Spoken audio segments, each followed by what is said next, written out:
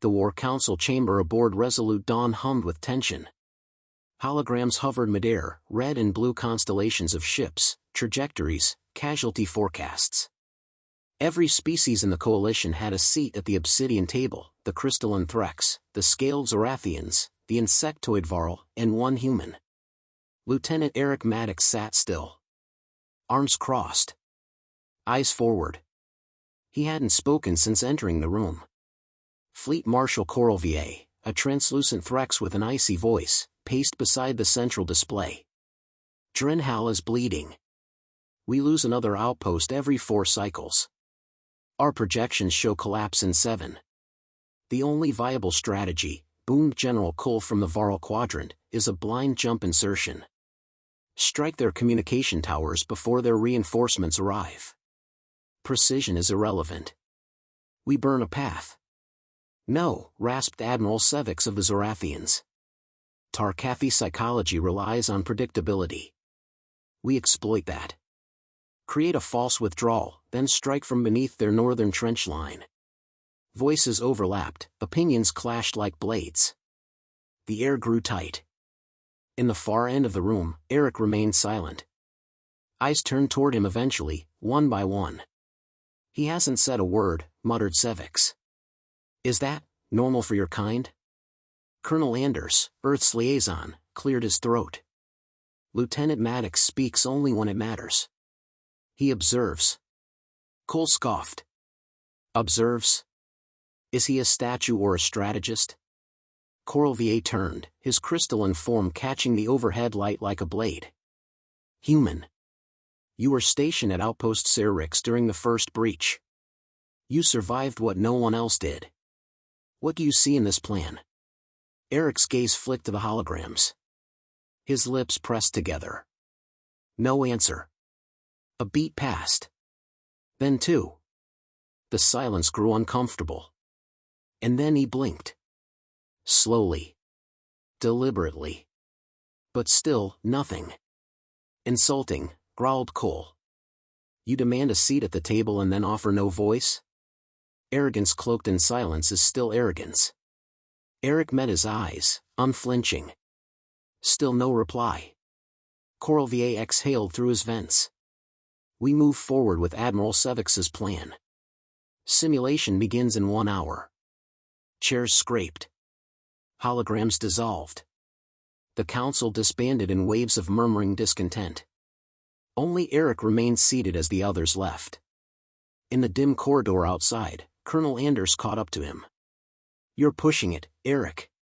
Eric kept walking. I vouched for you, man, Anders pressed.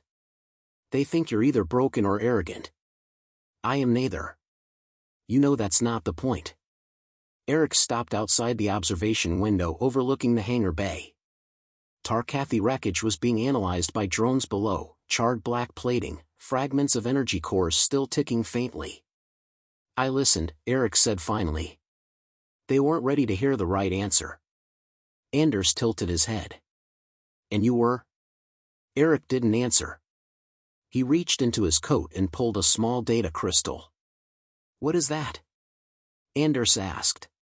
Proof. Eric turned it over once in his fingers. Encrypted records from a Tarkathi scout ship. Their command node is not where they think. Anders took a step back. When did you get that? 3 cycles ago. Stumbled on a wreck adrift near the Kelvin Rift. Buried under jamming fields. They're planning a trap. You should have said that during the briefing. Eric's tone stayed flat. They weren't listening. They were performing. Anders rubbed his eyes. God damn it, Maddox. You're going to get court-martialed for insubordination. No, Eric said. I'm going to end this war. He walked away without another word. Hours later, the Resolute Dawn slept, engines humming low, lights dimmed. Officers ran diagnostics for the next cycle's strike simulation. Security rotations thinned. Nothing out of place. Except for one thing. Eric Maddox's quarters were empty. Inside his locker, a coalition infiltration suit, missing. Next to it, a Tarkathy insignia carefully removed from a piece of armor. Left in plain view. A junior tech discovered it by accident. Commander, the tech called over the comms. You're going to want to see this. At 0400 hours, an emergency meeting was called. Anders arrived in uniform, half-buttoned, his face pale. The officers stood around Eric's open locker in stunned silence. He took nothing else, the tech whispered. No food rations. No ID chip. Just the suit and that. Coral VA stared at the Tarkathy sigil for a long moment. He's gone dark, Sevix hissed. Gone rogue. Perhaps he always was. No, Anders said, voice shaking. He knew something. And we ignored him. Coral VA turned slowly. So now we wait? No, Anders whispered. Now we pray he's still one of us. Far away, beyond Coalition radar range, a single human-shaped blip vanished into a region marked hostile and uncharted. Eric Maddox was already inside enemy lines. And the clock had just started ticking. Eric Maddox exhaled slowly, watching the vapor swirl and vanish inside his helmet.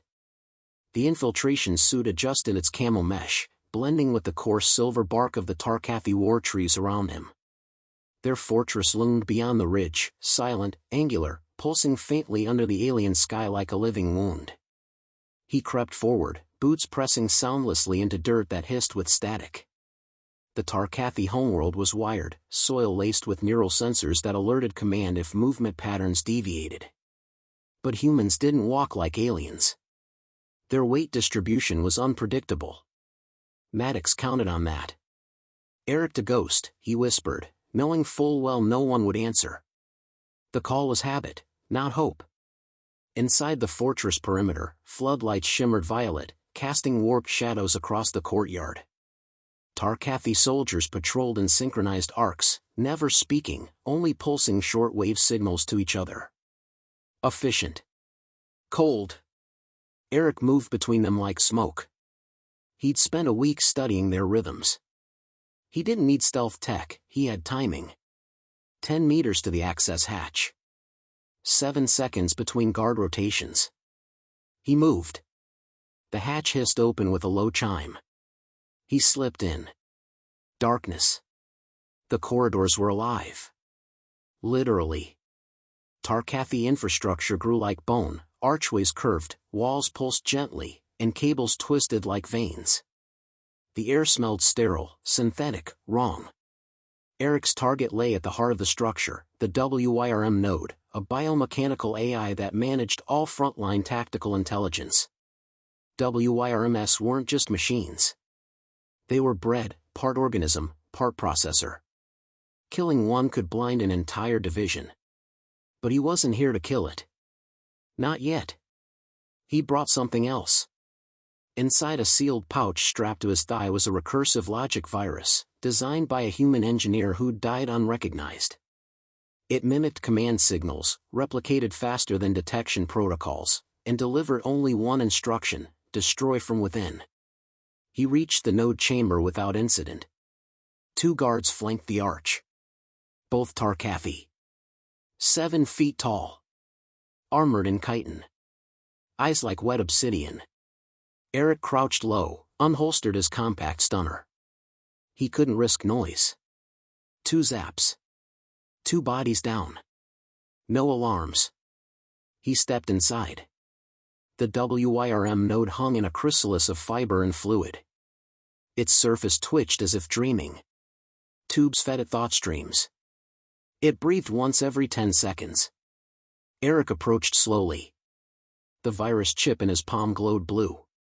It synced with the WIRM's external memory access port. He hesitated. His reflection wavered in the wet shell, just a man, tired and unreadable. Never thought I'd be back here, he muttered. Different base. Same monster. A whisper slithered from behind. You are human. Eric spun, sidearm raised. A figure crouched in the corner, thin, eyes sunken, skin bruised purple. An alien prisoner. Zorathian. Shackled to the wall.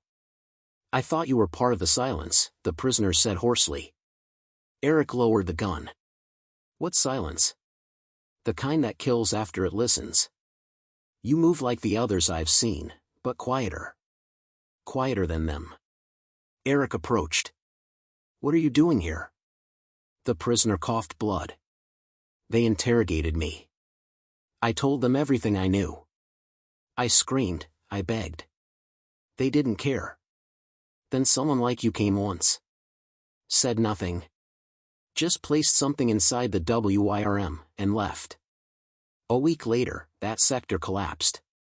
No survivors. Human? No. But like you. Empty eyes. Quiet hands. Eric glanced at the WIRM. What happened after? They erased him from record. Called it an accident. Eric inserted the chip into the WIRM's port. The chrysalis shuddered. Data pulses raced across the walls. Monitors flickered. A soft hum turned sharp. He tapped his comms. Still no signal out. Good. That meant containment was intact. The prisoner chuckled weakly. They don't understand you. The loud ones always die. But the quiet, they leave scars. Eric nodded once.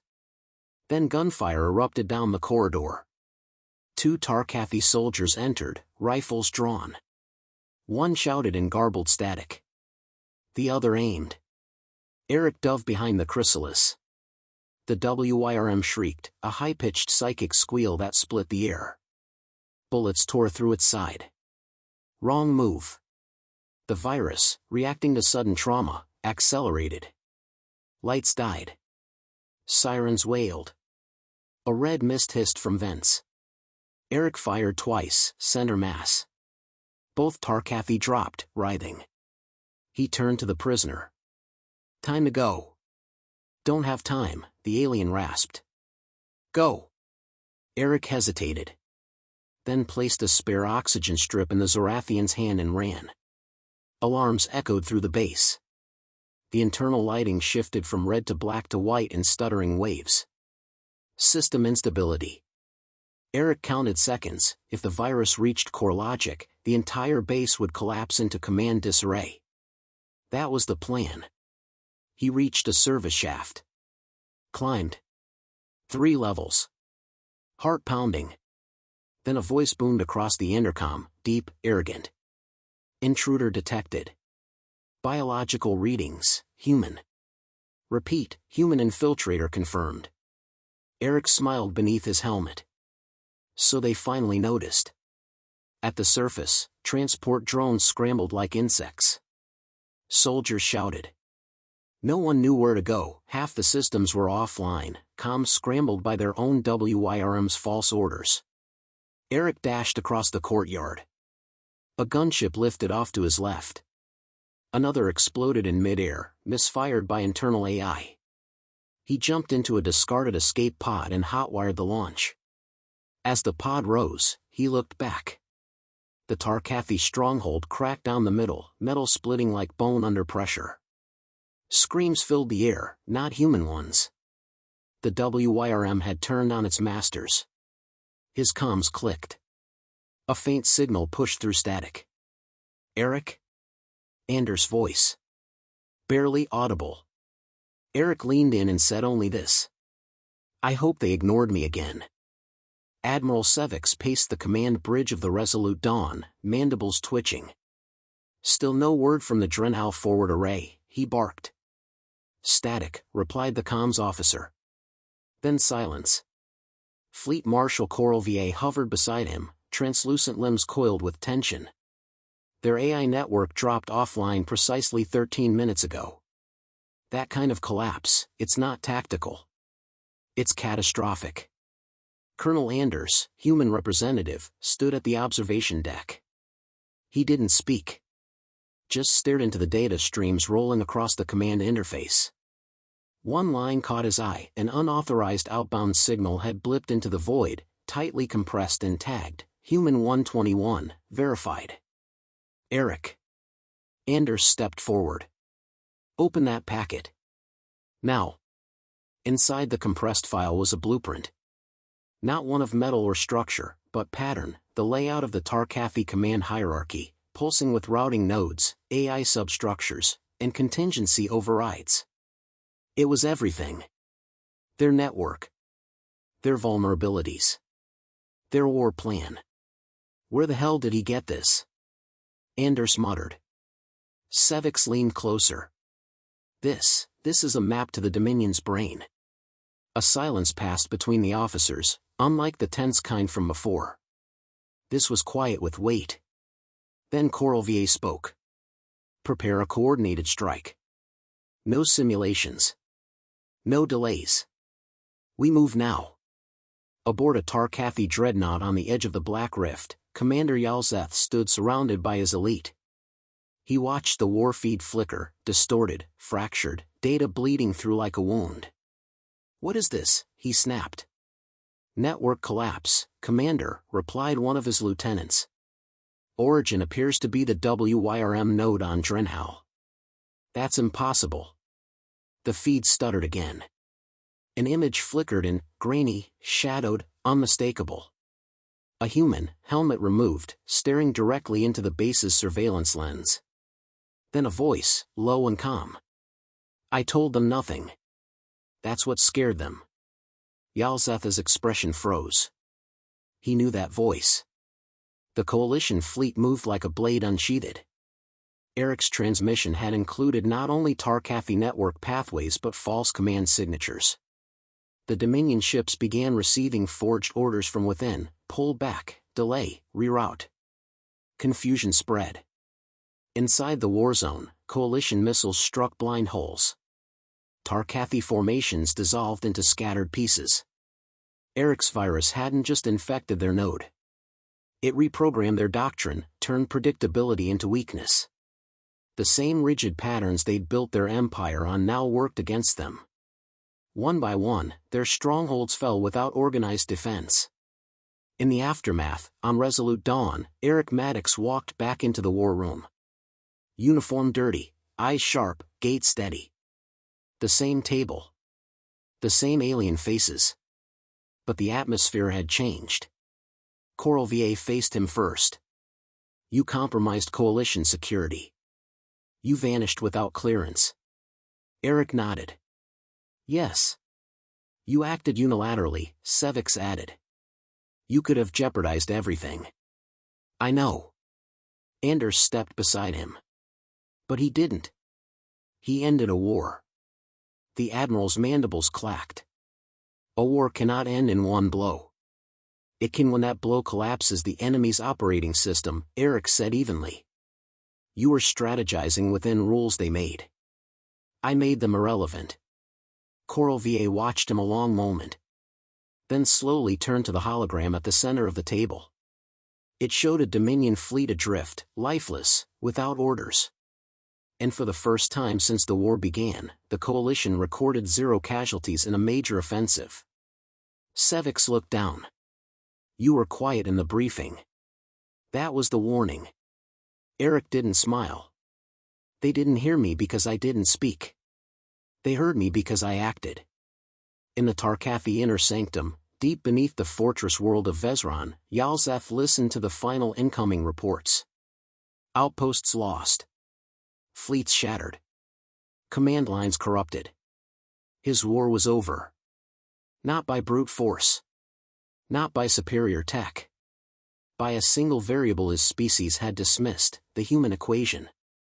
He looked out over the smoky ruins of his command grid. We underestimated them, he muttered. No, said his aide. You ignored the quiet one. Yalzeth said nothing. There was no defense. A week later, the Coalition War Council convened once more. This time, the human seat was not at the edge of the room. It was at the center. Anders entered with Eric beside him, both dressed in diplomatic black. The generals stood. Coralvier gestured. Lieutenant Maddox, you may speak.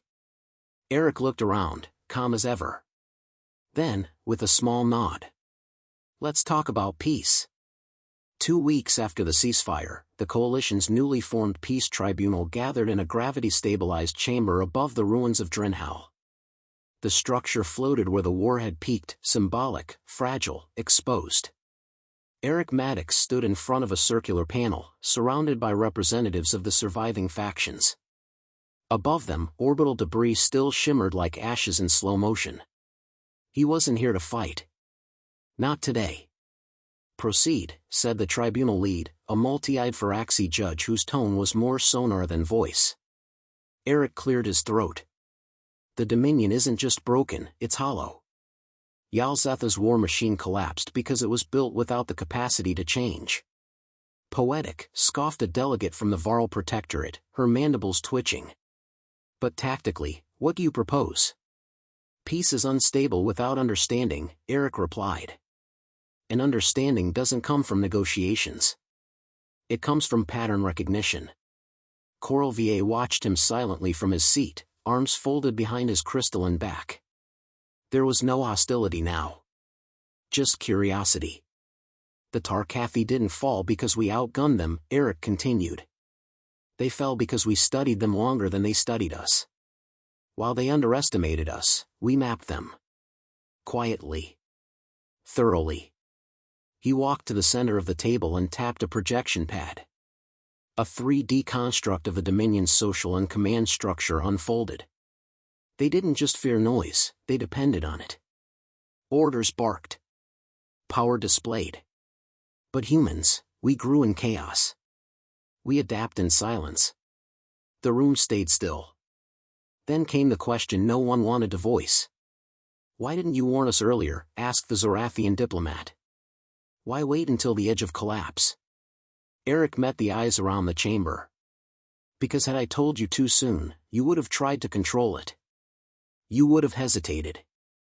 You would have demanded structure. And structure is what they anticipated. Are you saying we had to be blind? No, Eric said calmly. I'm saying you had to doubt me. That's what made it work. Later, in the quarters assigned to human diplomats, Eric sat alone with Anders. A steaming cup of Tarkathi brew sat untouched on the table between them. You're going to be labeled a threat, Anders said finally. Even by your allies. I know. You made them win without making them feel victorious. That was the point. Anders leaned back. You really planning to resign? Eric nodded. This role ends with peace. I'm not a politician. They'll offer you Earth's military high chair. I'd rather go where no one's speaking. Anders laughed softly. You mean somewhere quiet? Eric didn't smile. Exactly. The Dominion sent a delegate. Just one. She arrived alone in a cracked transport, escorted under watch. No weapon. No armor. Her name was Tlaxa, a former intelligence coordinator. Unlike her predecessors, she bowed. We lost our voice, she said. No, Eric replied. You lost your ears. They spoke across a narrow table in an enclosed chamber. No translators. Just two minds on opposite ends of what had once been a firestorm. You dismantled us with your silence, she said. No, Eric corrected. I dismantled you with yours. I only reflected it back. She stared at him, calculating. Then, what do you want now? Truth. Truth doesn't end war. No, Eric said. But it ends the repetition of it. 3 days later, Tlaxa addressed the tribunal. The Dominion will not rebuild its fleet. We cannot, she admitted. But more than that, we no longer believe in the architecture that built it. This stunned the chamber. Yalzeth is in exile, she continued. The old order is dead. We offer no excuses, only data. Everything we have. Our history. Our failures. Our models. Use them. The delegates conferred. Quietly. Respectfully. And for the first time in coalition history, the vote was unanimous. That night, Eric stood in the observation dome of Resolute Dawn, alone again. The stars above no longer looked like battlefields. Just points of light and blackness. Footsteps approached. "You always disappear after major decisions," Anders said, handing him a cup. Eric took it. This time, he drank. "You know," Anders added, "this could have gone very differently." "I know. They called you a ghost. A saboteur. Even a coward. They needed something to believe in. They believed in your silence." "No," Eric corrected softly. "They believed in what came after it." Anders nodded. "You're not staying, are you?" "I've already left." Eric turned away from the glass, the stars reflecting in his eyes. No uniform. No rank. Just a man again. And as he walked out of view, Anders whispered after him. "The quiet ones really are the deadliest."